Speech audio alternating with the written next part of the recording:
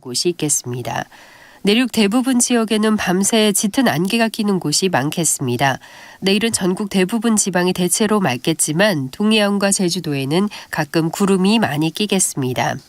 내일 아침 최저기온은 서울 6도 등 전국이 1도에서 11도로 오늘과 비슷하겠습니다. 낮 최고 기온은 서울 18도 등 전국이 16도에서 21도로 오늘보다 조금 높겠습니다. KBS 1라디오 10시 뉴스를 마칩니다. 지금까지 아나운서 김진희였습니다. KBS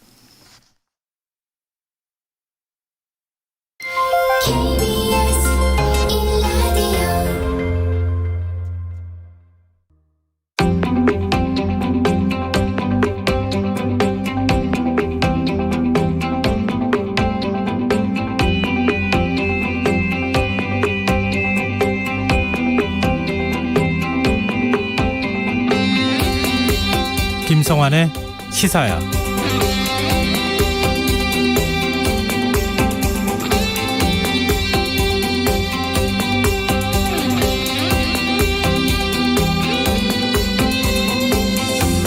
안녕하십니까. 시사평론가 김성환입니다. 국민의힘 윤석열 후보의 전두환 옹호 발언 파문이 걷잡을 수 없이 확산하고 있습니다. 전두환 전 대통령이 군사 쿠데타와 5.18만 빼면 정치는 잘했다고 말하는 사람이 호남에도 꽤 있다. 이 발언으로 시작된 논란은 사과가 아닌 유감 표명으로 이어졌고 당 안팎의 비판 끝에 윤 전 총장은 결국 송구하다는 입장을 밝혔는데요. 이 뒤늦은 사과가 이뤄진 당일 이번에는 반려견에게 사과를 주는 사진이 SNS에 올라와 사과의 진정성이 있었는지 의문을 제기하는 목소리가 나오고 있는 겁니다. 윤석열 캠프 측은 실무자가 가볍게 생각해 사진을 게재했던 실수라며 사과했지만 국민의힘 이준석 대표는 상식을 초월했다는 말을 남기기도 했는데요. 이 문제 어떻게 봐야 할까요? 민주당 이재명 후보는 국정감사 출석 문제로 미뤄둔 대선 행보를 본격화하는 모양새입니다. 다음 주 월요일 경기지사직에서 사퇴할 것으로 알려진 가운데 대장동 의혹, 경선 후유증 극복이 과제로 떠올랐는데요. 여야 대선 주자의 움직임, 잠시 뒤 이어지는 뉴스야 외전에서 자세히 분석해보겠습니다. 방역당국이 다음 달로 예정된 단계적 일상회복 시행을 앞두고 현장의 목소리를 듣기 위한 공개 토론회를 열었습니다. 의료 체계를 어떻게 개선할지 구체적인 방안도 제시됐다고 하는데요. 자세한 내용 더 깊이 들여다보는 인터뷰 시간에 전문가와 이야기 나눠보겠습니다. 김성환의 시사에는 청취자 여러분의 관심과 참여를 기다립니다. 방송 내용과 관련해 의견 있으신 분들은 문자 보내주십시오. 당첨된 분들께는 모바일 상품권 보내드릴 텐데요. 참여하실 번호는 샵 9730이고요. 짧은 문자는 50원, 긴 문자는 100원의 이용료가 부과됩니다. 콩 게시판을 통해서도 무료로 참여하실 수 있고요. 콩 어플리케이션과 KBS 1라디오 유튜브 채널을 통해서도 저희 방송을 실시간으로 시청 또 참여하실 수 있습니다. KBS 1라디오 김성환의 시사야. 그럼 지금 시작하겠습니다.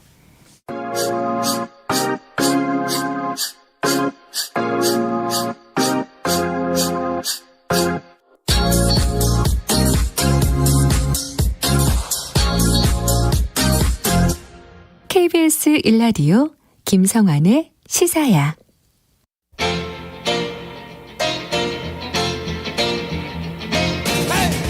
한 주 동안 있었던 뉴스 가운데 우리가 조금 더 깊이 들여다봐야 할 이슈를 짚어보는 시간입니다.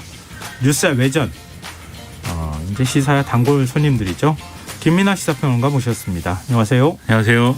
배종찬 인사이트K 연구소장 자리하셨습니다. 안녕하세요. 안녕하십니까. 네. 오늘은 첫 소식을 윤석열 전 검찰총장의 전두환 옹호 발언 파문을 좀 얘기 안 할 수가 없을 것 같은데요. 지금 사과는 했지만 네. SNS에 올린 사진 때문에 오히려 더 파문이 커지는 상황이에요. 두 분이 이런 상황 어떻게 보고 계십니까? 전혀 납득이 안 되죠. 그러니까 전두환 옹호 발언 한 것부터 이해가 되질 않고 지금 우리 국민들 중에서 전두환에 대해서 긍정적으로 평가하는 국민이 얼마나 될까요? 그러니까 저는 그 발언을 한 배경도 납득이 가지를 않고 그리고 그 이후에 사과를 해야 되는 상황에 첫 번째 사과냐 송구스럽다고 한 이야기를 진정한 사과로 과연 받아들일 수 있을지 네. 뭐 굳이 이제 사과로 인정을 한다고 하더라도 그 이후에 SNS 상에 올렸던 걔가 이렇게 사과를 핥고 있는 듯한 사진, 네. 폴이라고 하죠. 네. 또 그것 자체가 이게 받아들이기에 따라서는 사과는 개나 줘버려 이렇게 인식이 될 수가 있는 것이거든요. 그만큼 민감한 그런 이슈가 지금 불거진 상황이었잖아요. 그렇다면은 적어도 그런 발언을 한 배경도 이해가 안 되고, 왜냐하면은 뭐 자신이 그렇게 생각한다. 전두환에 대해서 긍정적으로 본다. 인사한 것에 대해서는 좋게 본다. 그렇게 이야기를 하면 되는데 호남 분들 중에서도 그렇게 이야기를 해요. 누가 이야기를 한 거죠? 그러니까 그것도 저는 걸맞지 않은 예를 통해서 대상을 통해서 본인의 생각을 합리화하는 것이라고 볼 수 있는 것이고, 저는 이게 일파만파 커진다고 보는데 경선에도 장당 영향을 줄 수가 있고, 이준석 대표는 호남 민심을 이 긍정적으로 바꾸기 위해서 여러 차례 지금 호남을 방문하고 있는데 어떤 이야기를 했냐면 윤석열 후보가 가장 강조하는 것이 헌법 정신 공정 상식이에요. 상식을 초월한다 그랬습니다. 참담하다. 이런 이야기가 당대표 입에서 나왔어요. 그 두 번째는 저는 역사인식에 큰 파장을 불러오고 있다. 이런 부분이고, 이렇게 되면 이제 중도층들은 이탈될 수밖에 없는 것인데, 저는 이 점에서 이 이슈가 주는 영향이 결코 적지가 않은 것이 당 내에서도 반발이 있거든요. 토론회에서도. 네. 또 하나, 이것 자체가 저는 여권 지지층을 결집시키는 절호의 기회를 만들어주고 있다. 왜냐하면 이낙연 후보까지 나서서 한마디를 하는 상황이거든요. 이렇게 되면 화난 민심이 이 윤석열발 여권 결집으로 이어질 수가 있는 것이죠. 네. 뭐 총평을 짧게 들어보려고 그랬는데 전반적인 걸 한꺼번에 다 정리해 주신 것 같은 네, 느낌이에요. 저는 이게 금요일 날 저녁에 또 청취자분들이 한꺼번에 다 듣고 싶어 하세요. 네. 네. 자, 앞에서 지그시 바라보고 있는 김민하 평론가 어떻게 보고 계십니까? 뭐 일단 첫째로 맞는 말이 아니고요. 전두환 씨에 대해서 한 얘기는 그 뭐 전문가에게 무슨 뭐 이렇게 통치를 막 뭐 이 분야별로 맡겼다 이렇게 얘기했지만 그 사례는 그 언급하고 있는 김재익 경제수석 거의 하나거든요. 그러니까는 김재익 경제수석에 대해서는 이제 김재익 뭐 이 수석에 대해서 경제는 당신이 대통령이야라고 얘기했다는 그 신화를 언급을 하면서 그 얘기를 하는 건데, 네. 나머지 주요 직위들은 당시 신군부 세력으로 같이 행보를 했던 사람들이 다 나눠 가진 거잖아요, 권력을. 그걸 보면은 그 얘기를 하기 위해서 전문가에게 통치를 일부 맡기고 뭐 이런 것도 필요하다. 이런 얘기를 하기 위해서 전두환 씨를 예로 들어야 될 이유가 하나도 없는 거고 굳이 그렇게 언급하고 있는 상황 자체가 이해가 안 되고요. 그리고 김재익 경제 대통령이라는 개념이 가능했던 것도 전두환 당시 대통령이 독재자였기 때문에 그게 가능했던 거지. 그랬기 때문에 권한을 위임받은 김재익 수석이 자기 권한을 마음대로 막 휘두를 수가 있었던 것이지. 네. 오늘날 같은 민주주의 체제에서 그게 가능하겠습니까?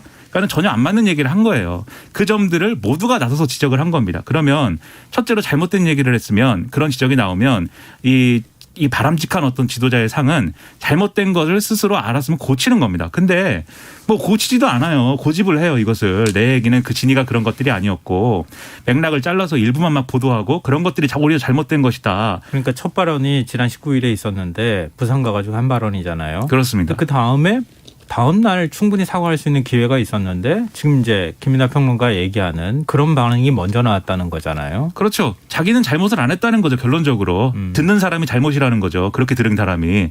한참 그러더니 또 이 문제가 커지고 다들 이제 또 지금 말씀하신 대로 국민의힘 내에서까지 이제 문제라고 하니까 사과를 했는데, 사과를 하고 나서는 또 그 사과를 스스로 한 것의 효과를 없애버리는 이런 SNS의 이제 활동을 또 한 것이죠. 그러니까 지금 이게 이해가 되는 게 하나도 없는데, 굳이 이 특히 SNS에 대해서는 저는 특히 이제 잘 이해가 안 되고, 단 하나의 이해할 수 있는 방식은 이것은 행위예술이었다. 이거 외에는 이해할 수 있는 방식이 없습니다. 그리고 지금 이제 두 개로 잘라서 좀 생각해 볼 수 있을 것 같아요. 네. 그러니까 윤 전 총장이 직접 입장 표명을 할 수 있는 기회가 있었음에도 타이밍을 놓쳤다. 놓치고 난 다음에 처음 이 사과라고 나온 게 유감 표명 수준에 불과했잖아요. 이러이러한 지적이 있으니 그 부분에 대해서 유감을 표명합니다. 타이밍은 좀 늦었지만 이렇게 유감 표명이 나왔다가 여론이 오히려 더 이게 무슨 사과냐 이런 얘기가 나오니까 그 다음에 사과한다는 입장을 내놨다. 이것도 사실 좀 그 윤 전 총장이 뭔가를 좀 사과의 메시지를 정확하게 발신하고 사태를 빨리 조기에 봉합시킬 수 있었는데 그렇지 못했다. 이게 한 맥락이 있는 것 같고, 네. 또 하나는 윤 전 총장은 실무자선에서 실수를 한 것이다 이렇게 지금 얘기를 하고 있는데 SNS에 처음에 돌잡이 사진이 올라왔잖아요. 그것도 사과 얘기가 나왔어요. 그러고 난 다음에 사과를 하고 있는 상황인데 다시 반려견에게 사과를 주는 이런 사진을 또 한 번 올렸다는 거죠. 똑같은 실수를 2번 반복했다고 하는 것 같아요. 아니 그러니까 그 두 번째 토리 개죠. 강아지가 사과를 이렇게 입에 대고 있는 그 사진을 찍을 때가 시간상으로는 12시간 넘었다라는 것이고 부산 대군가의 토론 현장에서 이제 올라오는 중인데 그 토리를 밤 12시간 넘은 시간에 그 사진을 찍기 위해서 배우자인 김건희 씨가 집에 자택의 인근 건물 사무실로 데리고 와서 그 개를 찍었다는 거 아니에요. 그 정확하게 이제 윤 전 총장 측 입장은 이거죠. 20일 밤 11시에 예. 실무자와 함께 저 반려견을 김건희 씨가 데리고 가서 집이 아니라 사무실에서 사진을 찍었다. 윤 전 총장은 지방 일정을 마치고 새벽 1시에 집에 왔기 때문에 윤 전 총장이 거기에 관여할 수 있는 것은 아니었다. 그리고 사전에 이런 사과와 관련한 반려견과 관련한 이제 SNS 계정 아닙니까? 네. 그러니까 사전에 이런 SNS에 글을 올리겠다고 하는 것은 양해를 내가 해줬다.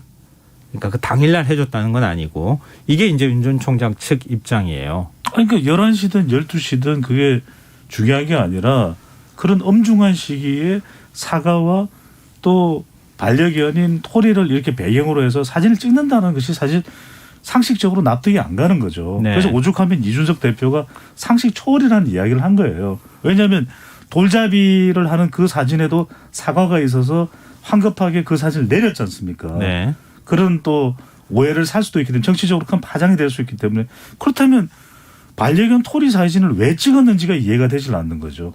그 밤에 다분히 네. 대중들에게 아니 그러면 전두환 옹호 발언에 대한 사과는 그냥 형식이었느냐 이렇게밖에 받아들이지 않는 것이고 왜냐하면 여기서 꼭 그 말씀을 드려야 될 것 같아요.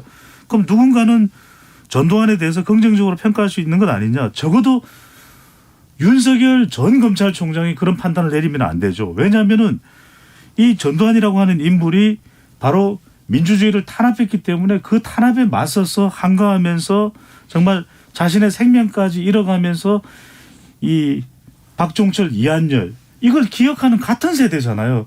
같은 또 이한열은 아니지만 박종철의 경우는 같은 대학을 다닌 인물이잖아요. 그런데 그 6월 항쟁에 의해서 희생이 된 친구들을 생각하고 동료들을 생각한다면 그 민주주의를 위해서 나는 이번 대선에 나섰다라고 이야기한 인물이 어떻게 그것에 대해서 잘했다 이런 평가를 내릴 수는 없는 것이죠. 네, 김민하 평론가 어떻게 보십니까? 그래서 결국 이제 SNS에 왜 올렸으면 어떻게 올렸느냐는 제가 생각을 해봤을 때는 네.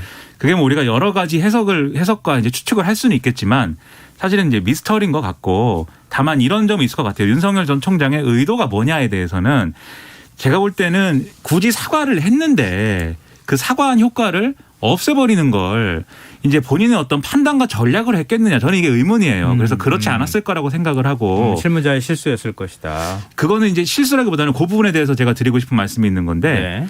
그거를 이제 실수다 이렇게 표현할 수도 있겠지만 적어도 이런 겁니다. 윤석열 전 총장이 본인의 발언에 어떤 잘못된 어떤 부분들에 대해서 캠프 내에서 참모들이든지 누구든지 사과를 해야 된다든지 이것은 잘못됐다든지 막 설득도 하고 이랬을 거 아닙니까? 네. 그런데 지금 이제 인스타그램에 뭐 그런 얘기는 해요. 가을이고 윤석열 전 총장이 사과를 좋아하고 어릴 때부터 사과에 대한 기억이 있다 뭐 이런 얘기를 하지만 적어도 그런 아이디어가 나왔을 때 참모 중에 누군가는 이거 그러니까 윤석열 캠프 입장에서 네. 이거 곡해될 수 있다. 오해받을 수 있다. 이거 지금 올리면 안 된다. 예. 이렇게 얘기하는 과정이라는 게 필요하거든요. 근데 그게 아니고 그냥 올라간 거잖아요. 네. 그럼 제가 두 가지를 지적할 수 있는 것인데 첫 번째로 캠프가 뭐 전혀 아무런 체계도 없이 그럼 굴러가는 거다라는 얘기를 그런 생각을 가질 수밖에 없고 우리가 두 번째 그게 아니라고 한다면 캠프 내 이 문제에 대해서 우리가 이렇게 이 자리에서 어떤 우려하는 것과 같은 그 정도의 문제의식조차 없었다 캠프 내에. 그렇기 때문에 그런 이게 큰 문제 아니라고 생각하니까 전두환 씨 관련한 윤석열 전 총장의 발언이 큰 문제가 아니라고 생각하니까 그런 분위기 속에서 그런 사진을 올릴 수가 있는 거겠죠. 저는 그런 점에서 이게 무슨 실무자의 실수다 이런 표현이 아니라 지금 그 윤석열 캠프가 갖고 있는 생각을 보여주는 사건이라고 저는 생각을 합니다. 네, 지금 이제 중요한 지점을 얘기해 주셨는데요. 뭐 얘기를 들어서 윤 전 총장이 해명하는 내용이 사실이라 하더라도 여론이 좋지 않고 뭐 언론에서 굉장히 많은 비판을 했었잖아요. 이런 상황이었다고 하면 캠프 내에서 이런 부분들을 제재하거나 아니면은 걸러낼 수 있는 그런 게 있었어야 하는데 전혀 그런 기능이 작동하지 않았다. 없는 거죠. 이런 지적에 대해서는 어떻게 보세요? 아니 이런 기능이 작동되지 않고 있다라는 것이 어처구니가 없는 것이죠. 왜냐하면 대선 캠프라고 하는 것은 실제 후보의 경쟁력에 중요한 영향을 주거든요. 그러니까 네. 미국 대통령들은 대선 캠프만 가봐도 이 후보가 대선 후보가 대통령이 되겠다 안 되겠다 그런 것까지도 지표로 분석을 하는 정도입니다. 그런데 대선 캠프에는 그 기능을 맡고 그 기능을 점검할 수 있는 사람도 있고 총 관리자도 있어야 되는 거거든요. 네. 그러니까 말 그대로 유기적인 캠프의 기능이 작동하지 않았다라는 거예요. 그래 놓고 이 SNS를 담당한 사람에 대해서만 지금 비난을 하고 있거든요. 그건 아니죠. 누군가는 그것에 대해서 관리를 하고 또 재검하고 또 책임을 질 수 있는 사람이 있어야 되는 것이고 저는 이 문제보다도 더 큰 문제는 사후 대응의 부분이에요. 빨리 그렇다면 사과를 하고 민심은 완전히 걷잡을 수 없을 정도로 지금 파장이 커지고 있는데 이 부분에 대해서 당대표하고 이야기하고 수습할 그런 노력을 기울여야 되는데 그런 모습이 보이지 않는다는 거. 더 중요한 건 뭔지 압니까? 세 번째로는 이게 역사인식이에요. 왜 그러냐 하면은 유승민 후보가 토론회에서 오늘인가요? 토론회에서 그 이야기를 합니다. 이 사진을 찍은 것도 문제인데 전두환에 대해서 어떻게 그런 인식을 가질 수 있냐 묻자 이런 이야기를 합니다. 아니 유승민 후보도 전두환 옹호하지 않았어요? 지금 그런 이야기를 할 때입니까? 그러니까 유승민 후보가 어느 정도로 화가 났냐 하면은 그 캠프 사람 다 갈아치워라. 바꿔라. 그건 제가 알아서 합니다. 근데 저는 이걸 맞수 토론을 하는 후보에게 당신도 잘못 있지 않냐, 당신도 전두환에 대해서 옹호하지 이렇게 대응할 차원이 아닌 거죠. 제가 무슨 말씀을 드리냐면 이것만 짧게 말씀드릴게요. 아까 김민하 평론가가 굉장히 중요한 이야기를 했는데 인사를 뭘 배운다는 거죠. 자, 신군부에다가 지금 동생 가족 정경화 씨까지 얼마나 파장이 있었습니까? 저는 이 한마디만 더 합니다. 삼천교육대가 민주주의입니까? 삼천교육대가 민주주의예요? 아니죠. 하여튼 뭐 그 전두환 정권 시절까지 가면은 얘기가 좀 길어질 것 같고요. 그때 저는 좀 어렸습니다. 근데 네. 조금 예, 그냥 잘 모른다는 뜻은 아니겠죠, 설마 그 시대를. 제가 겪진 않았어요. 삼천교육대를. 하지만 많이 보고 듣고 분노하고 있습니다. 예.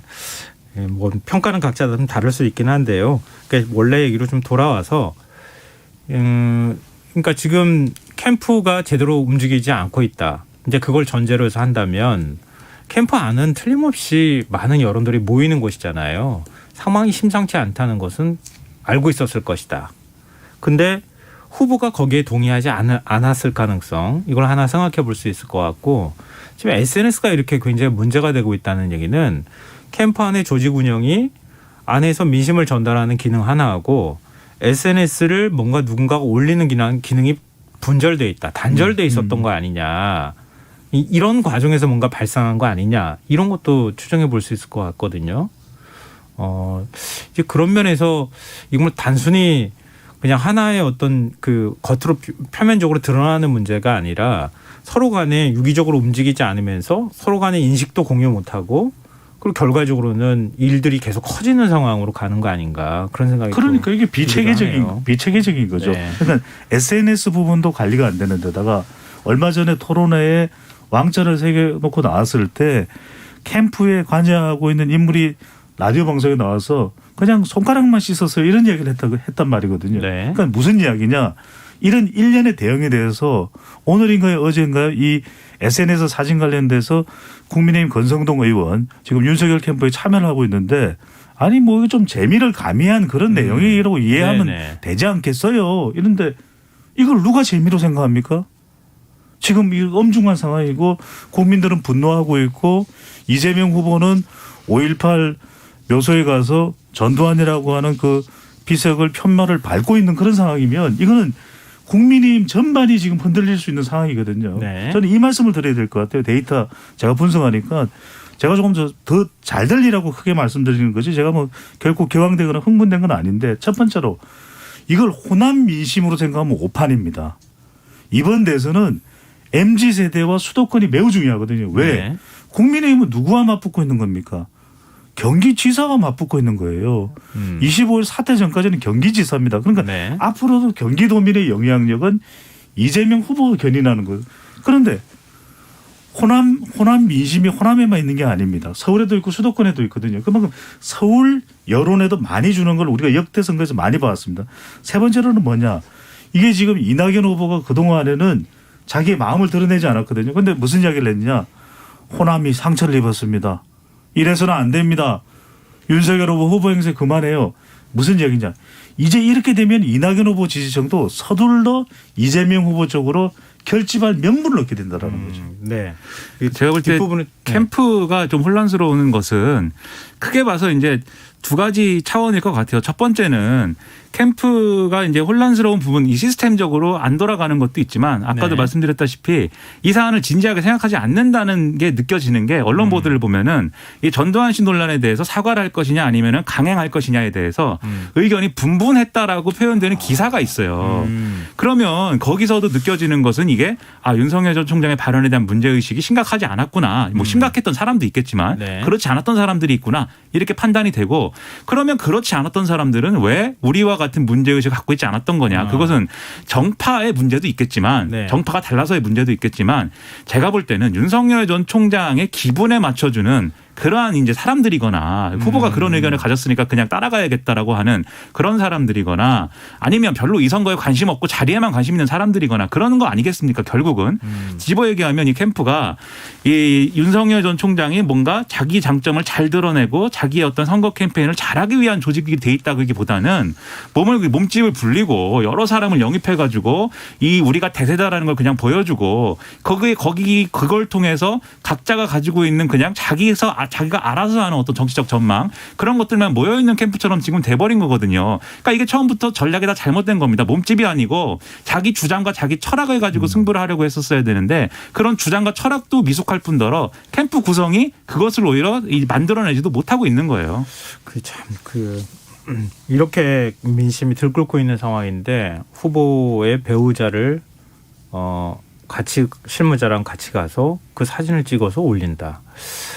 이건 정말 그 캠프 관계자들이 정말 후보자가 거기에 대해 생각 못하고 있는 사이에 이런 실수를 저질렀다 그러면 진짜 크게 각성해야 될 문제가 아닐까 그런 생각이 좀 드네요. 말씀 듣다 보니까. 근데 좀 하나 궁금한 점이요. 지금 이른바 전두환 옹호 발언이 나오고 난 다음에 이 여론조사 결과가 지금 완전히 반영됐다고 보기 어려운 것인지 반영됐다고 보기는 어렵죠. 아니면 반영이 됐는데 지금 이런 정도로 크게 윤 전 총장 지지율이 안 흔들리는 모습이 나타나는 건지 네. 앞으로는 어느 정도 이게 반영이 될 것인지 이거 궁금하거든요. 저는 한 세 가지로 봐야 될 것 같아요. 첫 번째로는 아직까지 반영이 안 됐어요. 왜냐하면 이 여론에 대해서 적어도 담고 있는 여론조사가 되려면은 뭐 어제나 오늘 정도 내일까지는 이렇게 조사가 되고 이제 발표돼야 되는 것이기 때문에 아직까지 조사 실시되지 않은 것이고 두 번째로는 경선 중이기 때문에 과연 윤석열 후보 지지층은 그렇게 흔들릴까 싶은 생각이 들어요. 예. 왜냐하면 60대 70대 이상 보수 성향이 강한 유권자층에서는 이게 큰 문제가 될 수는 있겠죠. 하지만 그럼에도 불구하고 윤석열 후보 지지를 쉽사리 철회하지는 않을 것 같아요. 왜냐하면 경선이 있고 또 프레임으로 꽉 짜여져 있고 그런데 저는 이게 결정적으로는 호남뿐만 아니라 수도권 민심, 네. 특히 이제 MZ세대, 즉 여기에는 영향을 줄 수밖에 없죠. 그 경우에는 이것이 본선 경쟁력에 타격을 줄 여지는 있을 걸로 보입니다. 네, 김남평 좀 짧게 얘기해 주십시오. 원래 선거가 그렇긴 하지만 특히 이번 대선은 자기 후보가 좋아서 지지하는 거라기보다는 상대가 미워가지고 자기 후보 지지하는 그런 측면이 큰 것 같아요. 그런 것들이 크게 반영되고 있는 것 같아서 네. 일단 저도 윤석열 전 총장 다음 주에 여론조사한 결과를 보면은 지지율이 상당히 빠져있지 않을까라고 예상을 하지만 네. 그럼에도 불구하고 이 지금 상황의 파장보다 이제 어느 정도 방어가 되는 그림이다라고 한다면 그것은 아마도 이 상대 후보 지금 이재명 지사의 대장동 의혹이나 이런 것들이 야당 지지자들의 어떤 심리적인 저지선을 지금 형성한 상황이기 때문에 그래서 이제 이게 아마 좀 버틸 수 있는 그런 게 되고 있지 않을까라고 생각은 하는데 예. 저는 이게 거의 무너질 단계에 이를 수 있는 그러한 파장이 있을 거라고 생각을 합니다. 네, 알겠습니다. 이 문제는 여기서 좀 마무리하고요. 오늘 국민의힘 두 번째 1대1 마스 토론이 있었습니다.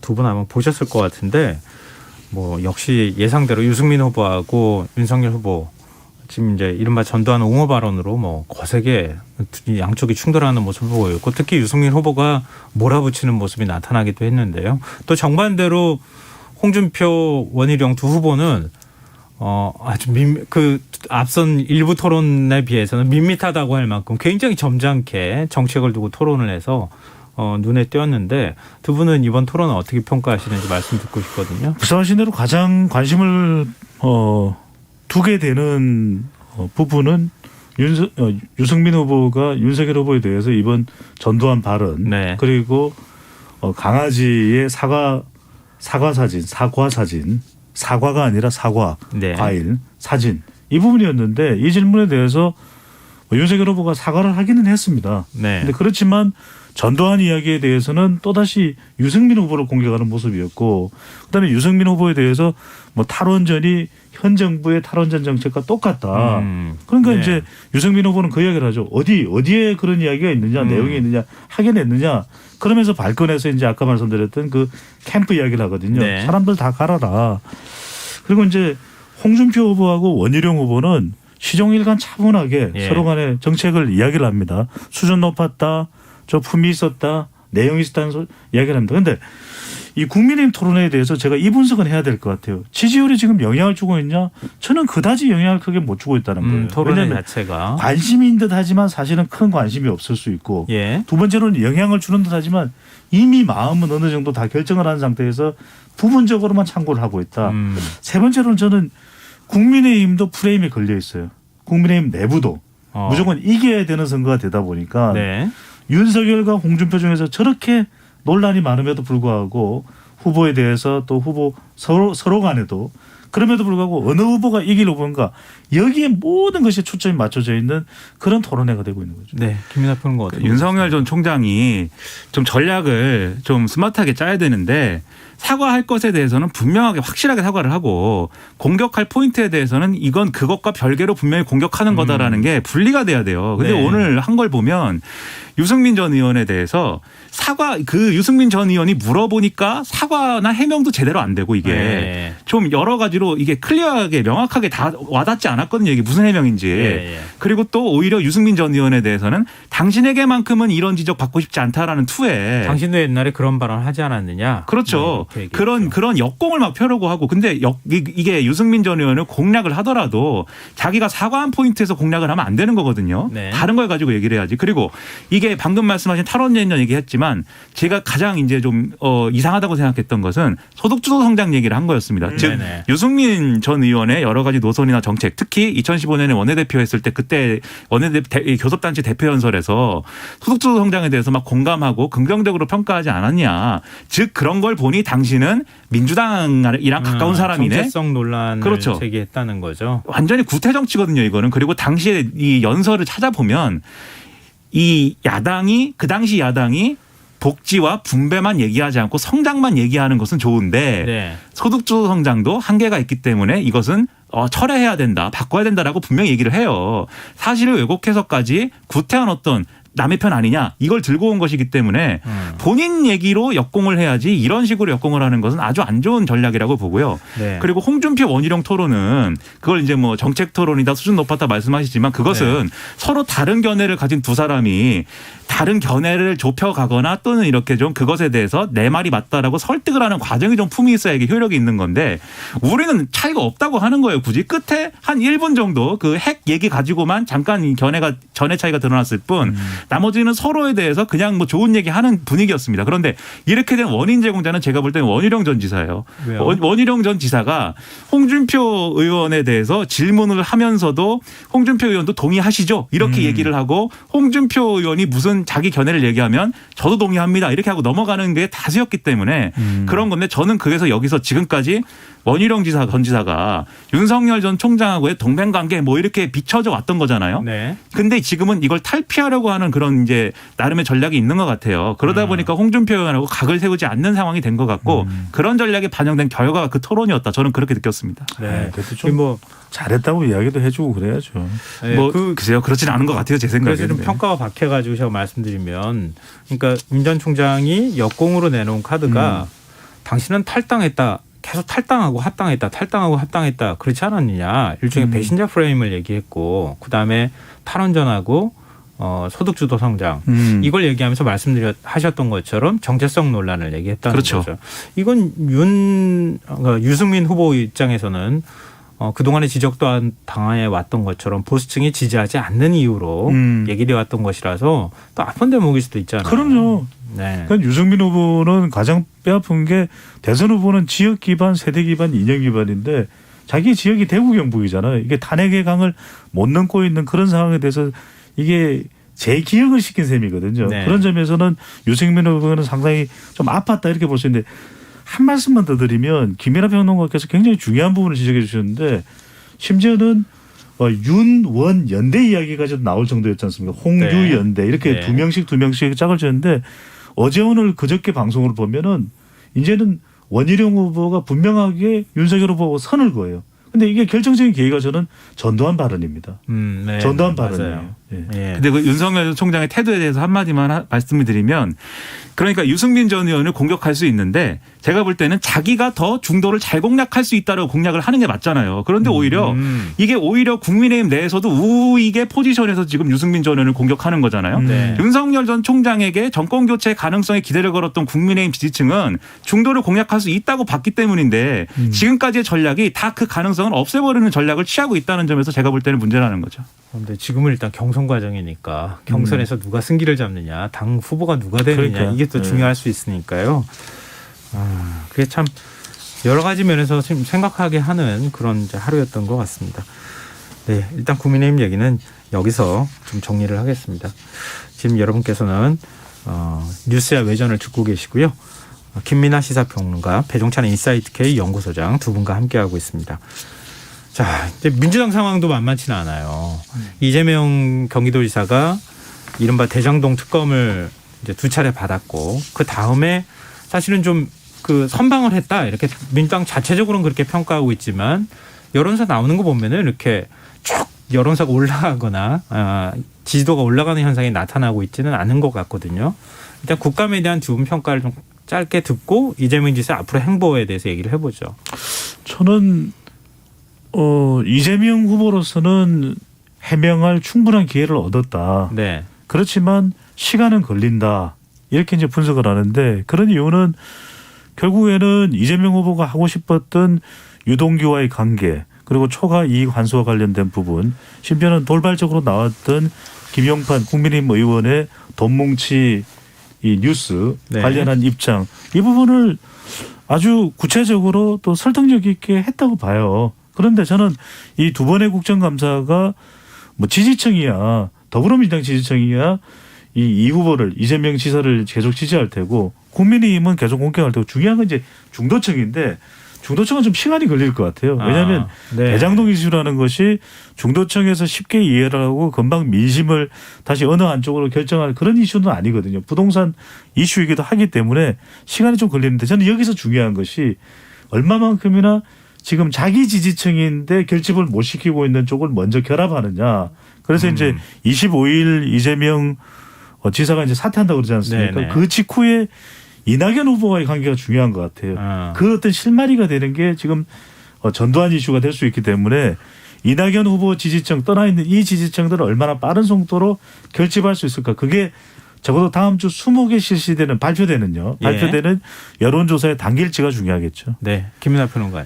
국감을 이재명 지사가 뭐 일종의 국민의힘의 어떤 공격으로부터 나를 방어하고 지지층의 결집을 유도해야겠다라는 기회로 생각했다면 그렇다면 저는 일정 정도 소기의 성과가 있다고 생각하고요. 네. 그게 아니고 대장동 이슈라는 것 때문에 이재명 지사의 강점으로 평가됐던 중도 공략의 가능성이 상당 부분 사라져버릴 수 있는 위기에 도달을 했는데 네. 이 국정감사를 기회로 해가지고 그 가능성을 좀 더 줄이고 리스크를 줄이고 중도층에게 좋은 인상을 남겨야겠다라는 그러한 기회를 삼으려고 했다면 그 계획은 실패했다고 저는 생각합니다. 왜냐하면 이게 본인의 설명은 많이 했는데 우리가 예. 항상 뭘 얘기하더라도 제가 예를 들면 어떤 사안에 대해 얘기를 할 때 잘 설명하면 사람들이 그 설명을 듣고 그렇구나 생각할 수 있어요. 그런데 마지막에 예를 들면 제가 이렇게 하려고 했지만 배종찬 소장 때문에 못했고 배종찬 소장이 이 사태에 대해서는 책임이 다 있습니다. 이렇게 얘기하면 사람들은 아 배종찬 소장을 공격하라고 앞에 얘기를 했구나 이렇게 이해할 수 있거든요. 네. 그래서 제가 이 부분에 대해서는 계속 우려를 좀 개인적으로는 했는데 예. 이재명 지사가 자기 얘기를 설명하는 건 좋아요. 충분히 설명해야죠. 근데 마지막에는 거의 이제 항상 국민의힘 책임론을 얘기를 하잖아요.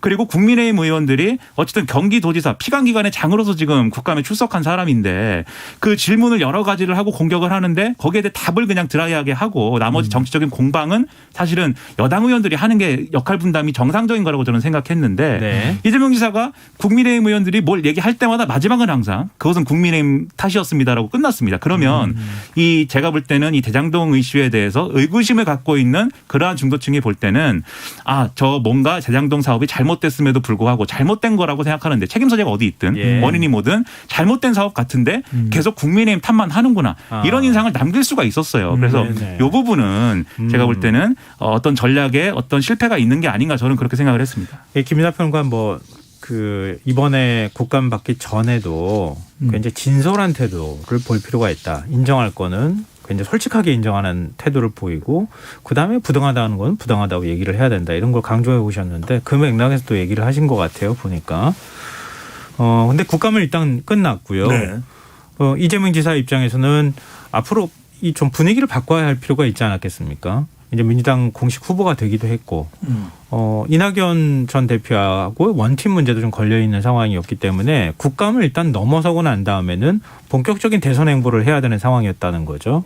그런데 이낙연 전 대표하고 전화 통화를 했는데 그 결과가 신통치 않았던 것 같아요. 언론 보도를 보니까. 근데 광주 가고 지금 봉화마을 갔단 말이에요. 네. 이 행보는 어떻게 평가하시는지 이낙연 전 대표하고의 원팀 문제는 어떻게 어느 정도 가능할지 두 분의 의견을 좀 들어보고 싶습니다. 예정된 수순대로 행보를 하고 있다고 보입니다. 그리고 이낙연 후보 지지층을 흡수하는 건 시간이 걸릴 수밖에 없는 거죠. 일단은 네. 이낙연 후보하고의 전 대표하고의 관계도 중요한 것이고 또 지지층들을 결집하기 위한 또 다른 노력도 이제 필요한 건데 5.18 묘소와 광주와 봉화마을, 김해 방문한 것은 또 권양순 여사를 만나지 않았습니까? 네. 그러니까 이런 일련의 행보들은 뭐 친문 지지층, 친노 지지층, 호남 지지 기반 이걸 다 결집하는 우선되는 첫 단추라고 봐야 될 것 같고요. 그다음 이낙연 후보하고는 이제 사퇴 이후에 만나겠죠. 예. 뭐 27일 만나든 28일 만나든 오래 기다리지는 않을 거예요. 그런데 저도 두 사람이 만났을 때 어느 정도 화합이 되느냐 좀 묵었던 이런 서로 간의 감정이 좀 풀리느냐는 중요한데 명분이 필요했는데 저는 이 윤석열 후보의 전두환 발언이 그 명분을 만들어준 거예요. 그래서 아니 우리 이대로 가서는 안 됩니다. 민주당 정권 재창출을 해야 됩니다. 이게 이제 그 명분이 가능해지는 것이죠. 네. 그리고 이제 저는 마지막으로 중요한 것이 결국 지지층들을 결합하기 위해서는 더 큰 명분이 있어야 됩니다. 뭐냐면 이낙연 후보의 공약 중에서도 가장 강조했던 것이 신복지 구상이거든요. 예. 이런 걸 바로 이제 이재명 후보가 받아들이면서 함께 갑시다. 함께 해야 됩니다. 합시다라는 것이 이재명 후보의 구호잖아요. 그러니까 이런 좀 정책까지도 받아들일 때 지지층들까지도 결합될 수 있는 명분이 만들어질 수가 있겠죠. 근데 그거는 이재명 지사 기본소득하고 너무 대척점에 서 있어가지고 그거는 잠깐 짧게 말씀드리면은 네. 제가 말씀드리는 건 기본소득과 절충화라는 것이 아니라 그러니까 이낙연 후보의 공약 중에서도 받아들일 만한 게 분명히 있거든요. 예, 예, 그 부분을 예. 채택할 수 있다는 거죠. 알겠습니다. 그러니까 이제 마무리 발언 겸해서 얘기를 예. 해주셔야 될 것 같아요. 이낙연 전 대표가 백기양복하는 모습이 아니라 예. 같이 선거운동하고 분명히 이낙연 전 대표가 가지고 있는 정치적 역할을 인정한다라는 맥락에서 선거 캠페인하는 게 중요할 거라고 보고요. 네. 그리고 문재인 대통령도 만나겠죠. 그걸 통해서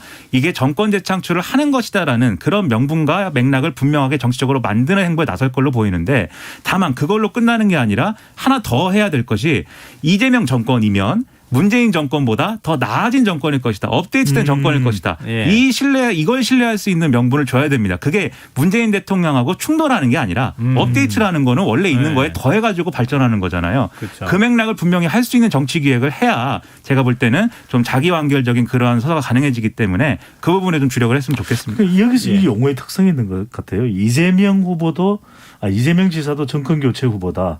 그러니까 정권 교체? 아니 여당 후보 아니야 이렇게 생각할 수 있는데 대통령과 스타일이 다르지만 더 발전적인 국정 운영이 가능할 수 있는 후보다는 인식을 주면은 그렇게 또 받아들여질 수 있고 수용될 수 있는 부분이거든요. 그러니까 네. 충돌하는 정권 교체가 아니라 이른바 문재인 정부를 더 업그레이드 시킬 수 있는 후보다라는 것을 인식을 더 강화시켜 준다면 그 효과도 있는 것이죠. 이게 사실 정치라는 게 말의 예술이라고 할 수 있잖아요. 어떤 단어를 쓰느냐. 네. 우리 프레임 얘기하지만 결국 말을 통해 가지고 어떤 인식의 범위를 규정하는 거잖아요. 네. 그 중요성을 다시 한번 강조해 말하면 또 주셨는데요. 김성환 진행자죠. 갑자기 마무리할 때쯤 되니까 또 이렇게 네. 또 마무리하라는 뜻이죠, 제가. 그럼요. 항상 마지막 결론은 김성환 진행자가 아니, 근데 하면 우리가 앞에 뭐 한 시간 얘기해도 소용은 없어요. 발변이지만 네. 한 마디도 버릴 게 없어요. 그러니까 말이에요. 네. 네, 감사합니다. 마무리할 시간을 알아서 다 판단하시고 저한테 알려주셔서 고맙습니다. 오늘 뉴스와의 회전 여기서 마무리하겠습니다. 지금까지 배종찬 인사이트K 연구소장 김민하 시사평론가 두 분과 함께했습니다. 오늘 말씀 고맙습니다. 고맙습니다. 감사합니다.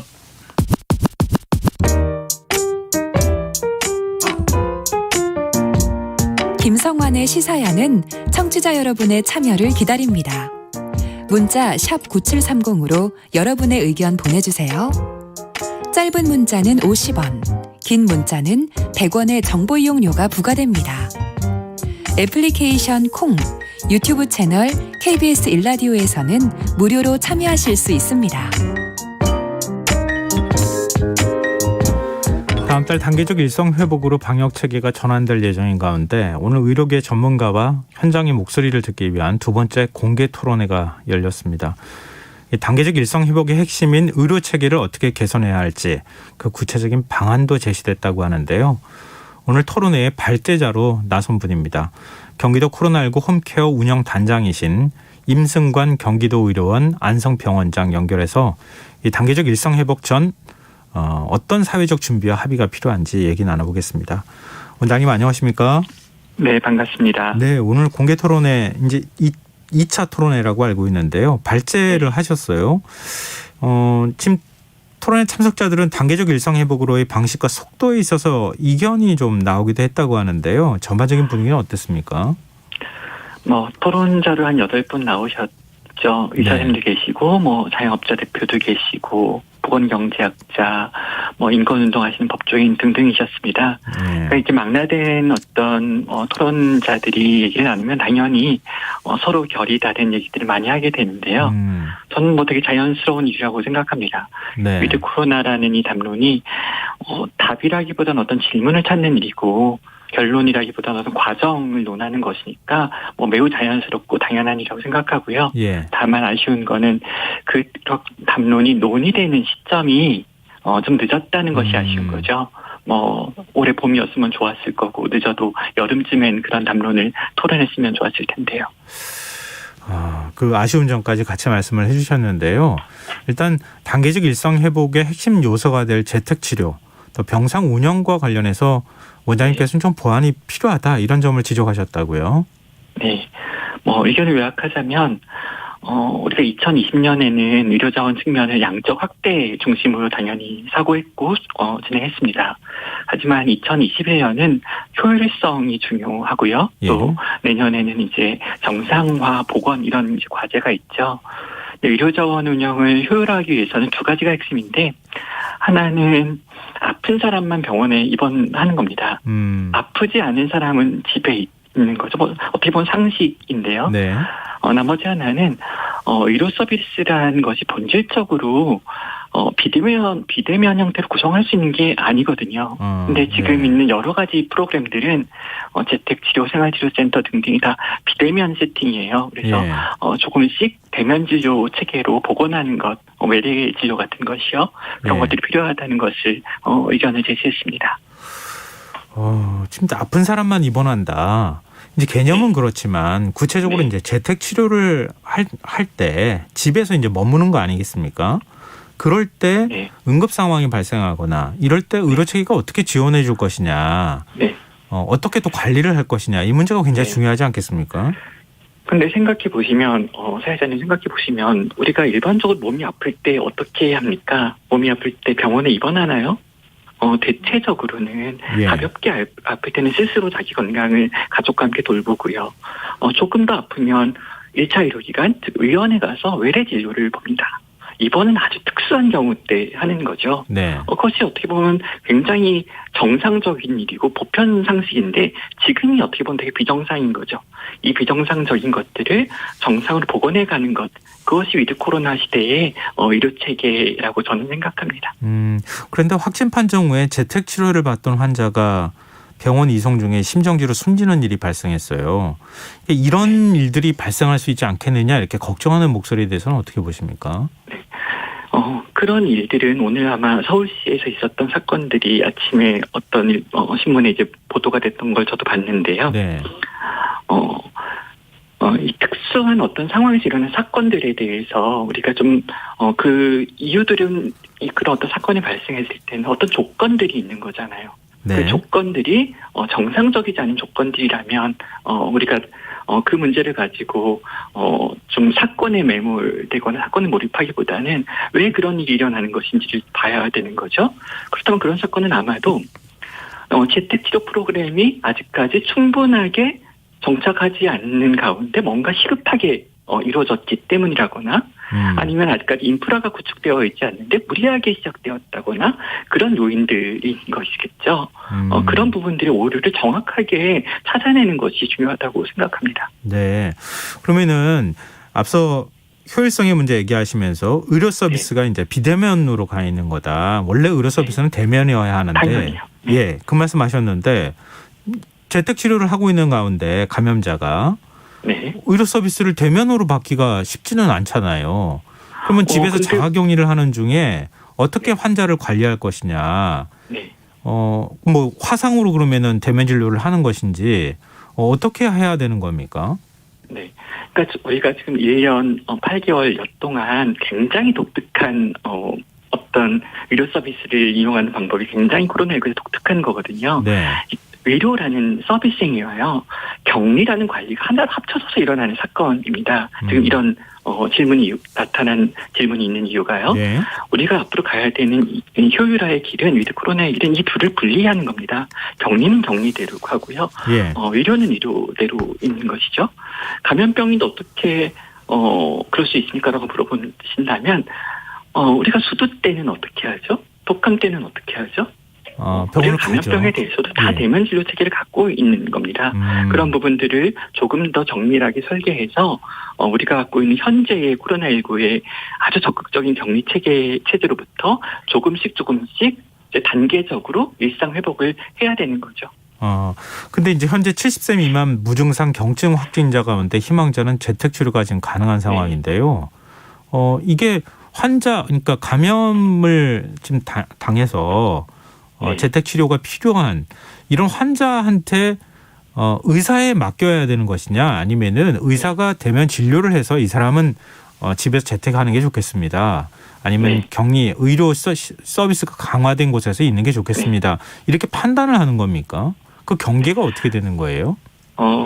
어떤 이상적인 설계가 어떤 것인지 아니면 지금 현실이 어떤 것인지를 묻는 어떤 질문에 따라서 제가 좀 다르게 답변할 수밖에 없는 질문 같아요. 근데 기본적으로는 지금 재택치료라는 프로그램은 세이프티 프로그램이어야만 합니다. 왜냐하면 우리 사회의 코로나19 대응 진료 체계에 이제 막 도입되는 과정이니까요. 안전해야 하거든요. 네. 그렇다면 서비스의 대상군이 본인이 희망할 때, 신청할 때, 이 프로그램의 장점을 취하고 싶을 때 예. 시작하는 것이 좋고요. 예. 또 서비스를 제공하는 팀은 충분히 훈련돼 있어야 되고 충분히 경험을 쌓아야 되는 거죠. 그래서 지금 10월 이후에 우리 정부가 이제 행정력을 좀 적극적으로 발휘하면서 이제 빠르게 시행하고 있는데요. 그런 면에서 개인적으로 특히 지난 3월부터 경기도에서 재택치료를 설계하고 시행했던 그런 프로그래머로서 좀 네. 우려하고 있습니다. 안전한 대상군부터 시작해서 이제 경험을 쌓아가면서 프로그램의 완성도를 조금씩 높여가야 되는 그런 시기이거든요. 그럼 그거는 아주 굉장히 정밀하게 프로그램들 프로세스를 짜야지 가능한 일이겠군요. 네. 근데 지금은 좋은 말로 신속하지만 또 다르게 얘기하면 좀 성급하게 조급하게 되는 측면이 없지 않습니다. 그렇군요. 이제 단계적 일상 회복에 있어서 어디서부터 어떻게 규제를 풀지 이 부분에 대해서 좀 여쭤보고 싶은데요. 사실 이전에는 4단계로 돼 있었잖아요. 이 단계를 어떻게 설정할지 각 단계별로 그러면 어디까지 그러면은 규제를 풀어줘야 될지 이거 참 고민거리 아니겠습니까? 네. 단계적 일상회복 지원위원회에서 충분히 논의하고 계신 걸로 알고 있는데요. 구체적으로 그 단계를 어떻게 설정하거나 이런 시프팅하는 조건들을 어떻게 세팅하는지는 저는 그 위원회에 들어가 있지 않아 정확하게는 잘 몰라요. 네. 근데 규제 완화를 해가는 데 있어 중요할 게 뭘까라는 좀 총론적인 얘기로 답변을 대신하자면, 네. 확진자가 늘어날 가능성 당연히 충분히 있죠. 이렇게 우리의 어떤 생활의 어떤 그런 제한폭을 줄이는 거니까요. 5,000명이 될 수도 있고 10,000명 그 이상일지도 모르는데요. 예. 문제는 그런 큰 숫자의 감염자가 만약에 발생한다면 그걸 관리할 체계가 우리한테 있는가라는 질문이고, 예. 사실 그보다 더 중요한 질문은 그런 다수의 확진자가 발생해도 우리가 그것을 어떤 오류라고 혹은 실패라고 인식하지 않을 수 있는 그런 인식 체계가 있는가? 네. 당황하지 않고 정쟁화하지 않을 수 있는 그런 인식의 틀이 우리한테 있는가? 네. 이게 제일 중요한 일이라고 생각합니다. 그럼 그만큼 예를 들면 방역 당국이 5,000명까지도 하루에 발생할 수 있다 이렇게 얘기했었는데 진짜 단계적 일상회복으로 전환이 되면 그럴 가능성이 있다는 말씀이신가요? 얼마든지 있지 않을까요? 본덕천 장관님께서도 국회 청문회에서 1만 명도 가능하다 이런 얘기 하셨던 걸로 기억하는데요. 네. 그럼 그거를 굉장히 위험하다 이렇게 받아들이거나 아니면 정치적으로 방역이 느슨해졌다 정치적 공격을 하거나 이렇게 해서는 안 된다 이 말씀이신 거죠? 그렇죠. 근데 하지만 그게 지금까지 우리는 아주 엄격한 관리 체계를 갖고 있었고 확진자가 늘어나는 것을 약간 오류로 다뤄왔잖아요. 예. 그렇기 때문에 또 이런 통제가 가능했었고요. 근데 그것을 어느 한 시점에 자 이제 우리가 생각을 바꾸자라고 해서 쉽게 되지는 않을 거죠. 따라서 K-방역을 하다가 위드 코로나의 세계로 진입한다는 것은 마음먹은 대로 이렇게 쉽게 되진 않을 겁니다. 개인적으로는 그렇게 낙관적이라고 생각하고 있지는 않습니다. 그래요? 네. 그럼 가긴 가야 할 길인데. 그럼요. 가긴 가야 할죠. 예, 천천히 단계적으로 풀어야 된다는 말씀이세요? 네. 그래서 이게 우리가 약간 결과를 가지고 위드 코로나라는 걸 생각한 면이 없지 않아요. 우리 사회가 예. 오랫동안 인내했으니까 이제 어느 시점에 백신 접종률이 일정한 수준에 다다르면 우리한테 좀 자유의 시기가 승리의 시기가 온다 이렇게 약간 고난 극복의 서사처럼 이해하고 있는 부분이 없지 않은데 네. 그와 좀 다르다는 거죠. 이것들은 공존하는 것이고 우리는 그 공존하는 밥을 모색하는 거잖아요. 예. 낙관하고 있지 않다고 말했지만 그래도 지혜를 모으고 용기를 내봐야죠. 서로가 서로를 도우면서 우애와 연대를 발휘하면서 말이에요. 참 어려운 과제네요. 말씀 듣다 보니까 일단 네. 우리가 이 상황을 어떻게 인식하는가 그게 매우 중요할 것 같고 네. 그걸 이제 행정으로 강제하는 방식도 있겠지만 국민들의 동의를 어떻게 구하느냐. 네. 그러면서 하나하나씩 문제를 해결하면서 공존하는 방법, 지혜를 찾아 나가는 것. 네. 이렇게 만만한 일은 아니겠다 이런 생각이 드네요. 선생님 얘기 듣다 보니까. 하여튼 여러 가지 우리가 좀 고민할 지점을 던져주시는 인터뷰인 것 같습니다. 네. 네. 오늘 말씀 여기까지 듣겠습니다. 고맙습니다. 네. 고맙습니다. 예, 지금까지 임승관 경기도의료원 안성병원장이었습니다. 김성환의 시사는 언제나 청취자 여러분들의 참여 기다립니다. 계속해서 많은 참여 부탁드리고요. 참여하실 문자 번호는 샵9730이고요. 짧은 문자는 50원, 긴 문자는 100원의 정보 이용료가 부과됩니다. 콩 게시판은 무료로 이용하실 수 있습니다. 김성환의 시사 1부 순서는 여기서 마무리하겠습니다. 전 11시 정각 2부에 다시 오겠습니다.